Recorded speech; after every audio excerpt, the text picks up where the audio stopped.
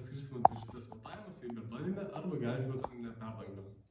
Mes turime čia paskirstimo dėžutę, joje galite matyti 3 jungimo taškus. Reikia atkreipti dėmesį tai, jog šie 3 jungimo taškai, jeigu nubrėžtume tą raidę, nėra ties ortakio centru.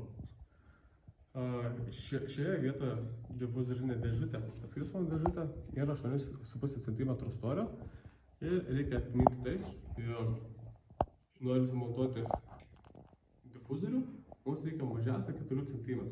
Tai gali būti, kad mums nusileis lubas 12,5 arba daugiau centimetrų, priklausomai nuo to, kaip jūs norite nuleisti lubą. Ko mums reikės sumontuoti šitą paskirstimo dėžutę, tai pieštuko, perforatoriaus ir suktuko, bei 3 ankerių. Pasiimame su pieštuku, atsižymime vietas, kuriuose reikia mums išgręžti skyles.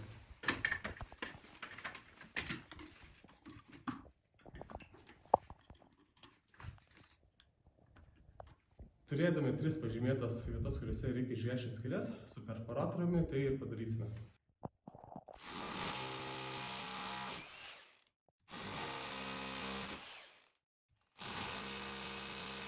Kai jau išgręžėme skyles betoninėje perdangoje, galime kabinti paskirstimo dėžutę. Tam mums reikės 3 kaiščių, 3 varžtų, suktuko naudojimo su prailgintu antgaliu, kad būtų lengviau įsukti, ir pačios paskirstimo dėžutės.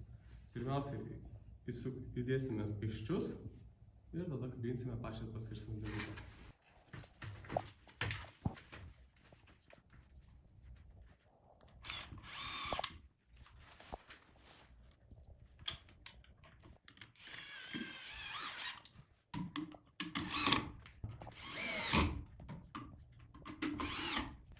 Štai turime sumontuotą paskirstimo dėžutę.